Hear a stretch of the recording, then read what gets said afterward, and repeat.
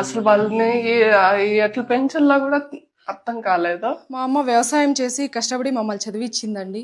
నువ్వు పెళ్ళిళ్ళు చేయవు, ఆ పిల్లల్ని ఏదో చేస్తావు. ఇలాంటి ఇంట్లో పుట్టడం అనేది నా లక్కు. మళ్ళీ జన్మంటూ ఉంటే ఇదే అమ్మ కడుపున పుట్టాలనుకుంటున్నాను. తండ్రి లేకపోయినా కూలీ పనులు చేసి చదివించిన తల్లి శ్రమ వృధా కాకుండా ప్రభుత్వ ఉద్యోగాలు సాధించిన నలుగురు అక్కా చెల్లెళ్ల కథ ఇది.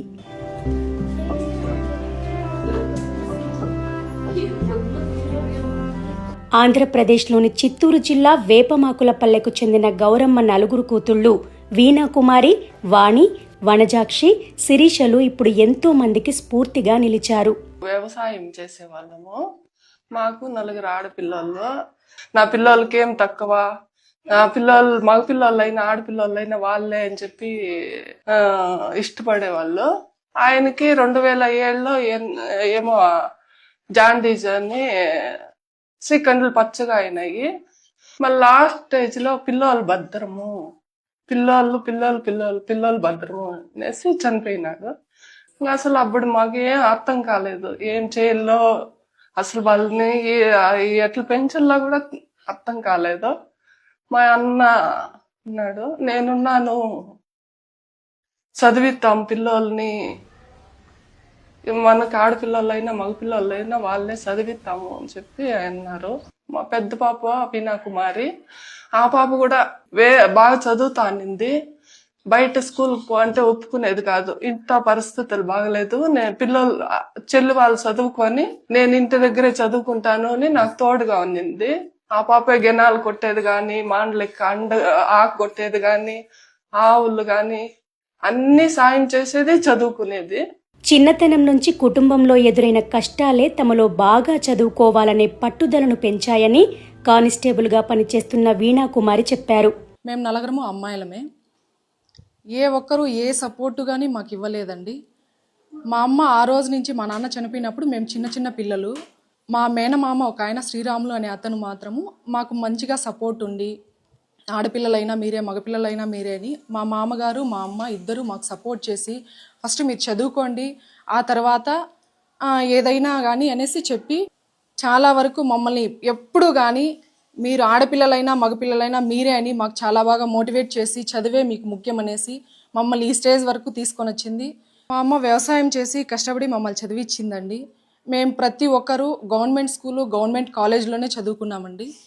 చాలా కష్టపడి ఒక కూలి పని కానీ వ్యవసాయం కానీ మా అమ్మ చాలా బాగా ఎంకరేజ్ చేసి మాతో ఎప్పుడూ కానీ తల్లిలాగా కాకుండా ఒక ఫ్రెండ్ లాగా మమ్మల్ని చాలా బాగా మాతో కలుపుగోలుగా ఉండి ప్రతి ఒక్కటి మాతో అర్థం చేసుకొని మేము కూడా ప్రతి ఒక్క విషయాన్ని మా అమ్మతో షేర్ చేసుకొని ప్రతి ఒక్కటి పంచుకున్నామండి.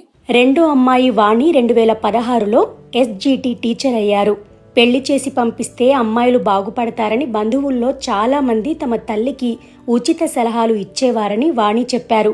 ఆడపిల్లలు అని చాలా తక్కువ అంచనా వేసేవాళ్ళు, కానీ ఇప్పుడు జాబ్స్ వచ్చిన తర్వాత అమ్మ ఆడపిల్లలైనా సాధించినారు అనేసి ఇప్పుడు అందరూ మమ్మల్ని ఎంకరేజ్ చేస్తున్నారు. పెళ్ళిళ్ళు చేయకుండా ఇట్లే పెట్టుకున్నారు, నువ్వు పెళ్ళిళ్ళు చేయవు, ఆ పిల్లల్ని ఏదో చేస్తావు, వాళ్ళకి పెళ్ళిళ్ళన్నా చేసి పంపిస్తే వాళ్ళు వెళ్ళిన చోటన్నా బాగుపడతారు, నువ్వు ఇంట్లోనే అందరినీ పెట్టుకున్నావు అని మా అమ్మని చాలా అవమానించేవాళ్ళు. 10 మందిలో వెళ్తే కూడా మా అమ్మని చాలా బాధ పెట్టేవాళ్ళండి అప్పట్లో.